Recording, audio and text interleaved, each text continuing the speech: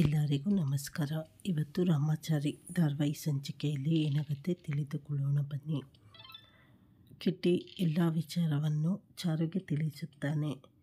ಅವಳು ಇದಕ್ಕೆ ನಾನು ಪ್ರತೀಕಾರ ತೀರಿಸಿಕೊಳ್ಳುತ್ತೇನೆ. ನನ್ನ ಗಂಡ ಮನೆಯವರಿಗೆ ಕಷ್ಟ ಕೊಟ್ಟವರನ್ನು ನಾನು ಸುಮ್ಮನೆ ಬಿಡುವುದಿಲ್ಲ ಅಂತ ಹೇಳುತ್ತಾಳೆ.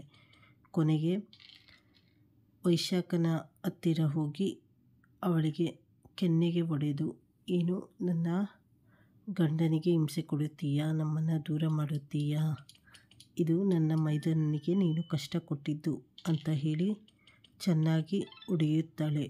ನಂತರದಲ್ಲಿ ನಿಂದು ಗ್ರಹಚಾರ ಬಿಡಿಸಿದ್ದಾಯಿತು, ಈಗ ಇನ್ನೊಬ್ರದ್ದು ಬಿಡಿಸಬೇಕು ಅಂತ ಅಂದುಕೊಂಡು ರಾಮಾಚಾರಿ ನಡೆಯಿರಿ ಮನೆಗೆ ಹೋಗೋಣ ಅಂತ ಹೇಳಿ ಇಬ್ಬರು ಮನೆಗೆ ಹೊರಡಬೇಕಾದರೆ ರಾಮಾಚಾರಿಗೆ ದಾರಿಯಲ್ಲೇ ಎಲ್ಲ ವಿಷಯವನ್ನು ತಿಳಿಸುತ್ತಾಳೆ. ಮನೆಗೆ ಬರಬೇಕಾದರೆ ವೈಶಾಖ ಫೋನ್ ಮಾಡಿ ಮಾನ್ಯತನಿಗೆ ಎಚ್ಚರಿಕೆ ಹೇಳುತ್ತಾಳೆ. ಅವಳಿಗೆ ನಿಮ್ಮ ಮಗಳಿಗೆ ಎಲ್ಲ ವಿಚಾರ ಗೊತ್ತಿದೆ ಅಂತ ತಿಳಿದ ತಕ್ಷಣ ಮಾನ್ಯತ ಹೆದರಿಕೆಯಿಂದ, ಇಲ್ಲ ಬೇಬಿಗೆ ಎಲ್ಲ ವಿಚಾರ ಗೊತ್ತಾಗಿದೆ, ನಾನು ಏನಾದರೂ ಅವಳ ಕೈಗೆ ಸಿಕ್ಕಿದರೆ ಅಷ್ಟೇ ನನ್ನ ಕತೆ, ಹಾಗಾಗಿ ಅವಳು ಬರುವ ಮುಂಚೆ ಇಲ್ಲಿಂದ ಎಲ್ಲಾದರೂ ಹೋಗಬೇಕು ಅಂದುಕೊಳ್ಳುತ್ತಾ ಇರುತ್ತಾಳೆ.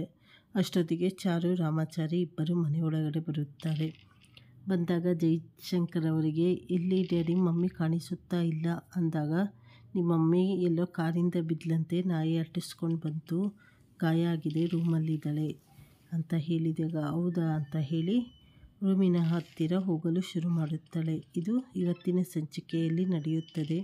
ಚಾನಲನ್ನು ಲೈಕ್ ಮಾಡಿ, ಶೇರ್ ಮಾಡಿ, ಸಬ್ಸ್ಕ್ರೈಬ್ ಮಾಡಿ.